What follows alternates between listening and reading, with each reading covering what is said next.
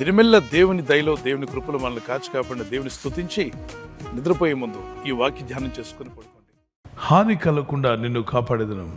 అపోస్తలుల కార్యం 26:17 I will rescue you. ఈ వాగ్దానము దేవుడైన ప్రభు అపోస్తలుడైన పౌలు గారికి ఇచ్చారు. ఎక్కడ ఏ స్థితిలో అంటే వాడ బద్దలైపోయింది, పెద్ద తుఫాన్లో చిక్కున్నారు, ఎటు పౌలు అర్థం కాని పరిస్థితి, మునిగిపోయే పరిస్థితి ఏర్పడింది.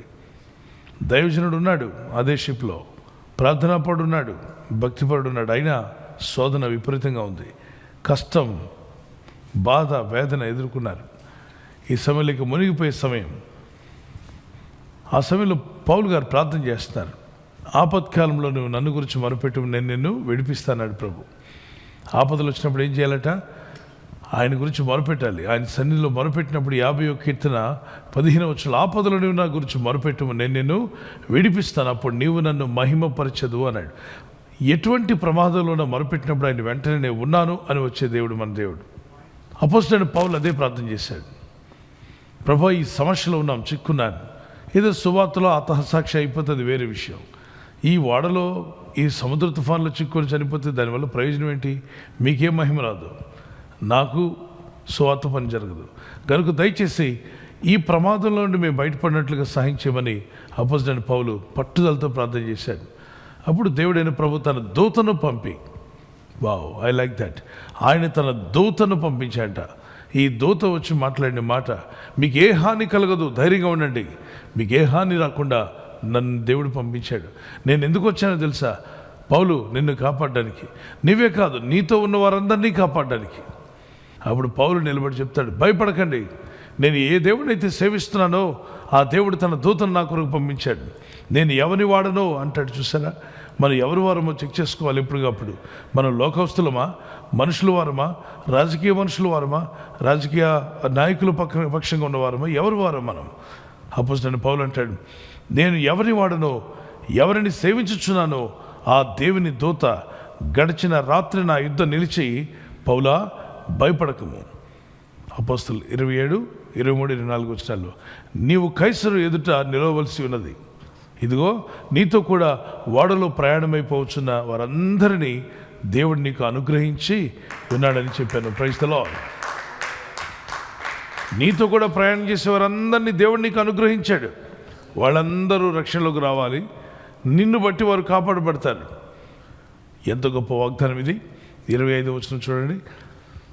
కాబట్టి అయ్యలారా, ధైర్యం తెచ్చుకోనండి. సహోదర సహోదరి, ధైర్యం తెచ్చుకోండి. నాతో దూత చెప్పిన ప్రకారం జరుగునని నేను దేవుని నమ్ముచున్నాను. దూత ఏం చెప్పిందో అది నేను నమ్ముచున్నాను. అయ్యలారా, ధైర్యం తెచ్చుకోండి. ఈరోజు ఈ వాగ్దానాలు పట్టుకొని మీరు ధైర్యం తెచ్చుకోండి.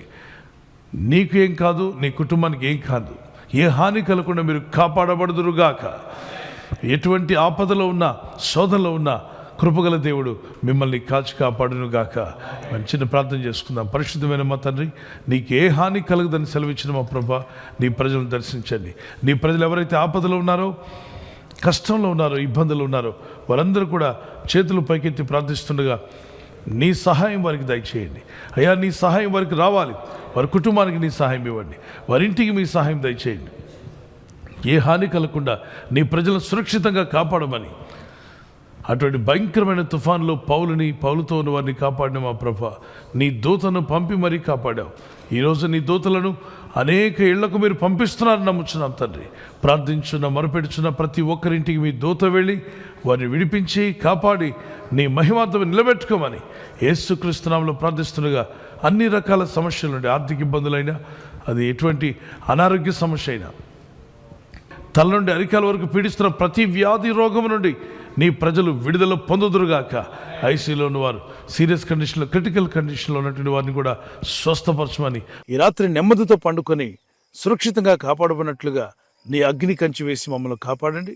మీ చిత్తములో కొనసాగే కృప అందరికీ దయచేయమని యేసుక్రీస్తు ప్రశస్త నామములో వీరందరికీ చక్కని నిద్ర దయచేసి తెల్లవారు లేచి కృపను మాకిమ్మని క్రీస్తు నామములో అడిగి వేడుకుంటున్నామా పరలోకపు తండ్రి. ఆమేన్, ఆమేన్. ఈ వాగ్దానాన్ని మీతోనే ఉంచుకోకుండా లైక్ చేయండి, షేర్ చేయండి. అనేకులు ఈ యొక్క ఛానల్ సబ్స్క్రైబ్ చేసుకోమని తెలియపరచండి. సబ్స్క్రైబ్ చేయని వారు కూడా సబ్స్క్రైబ్ చేయండి. Good night. God bless you. ఈ ఛానల్ను మీరు సబ్స్క్రైబ్ చేసుకొనుట వలన 2 పనులు జరుగుతున్నాయి. 1. బీదలకు, అనాథలకు ఈ ఛానల్ ద్వారా సహకారము అందించడం జరుగుచున్నది. 2. సువార్త జరుగుచున్నది, ఆత్మలు రక్షించబడుచున్నాయి. మనము సబ్స్క్రైబ్ చేసుకొనుట ద్వారా అందరికీ సహాయం చేస్తున్నవారమవుతున్నాము. ఖచ్చితంగా ఈ యూట్యూబ్ ఛానల్ను సబ్స్క్రైబ్ చేసుకుని బెల్ బటన్ను క్లిక్ చేయండి. మీకు వెంటనే మెసేజెస్ పంపబడతాయి.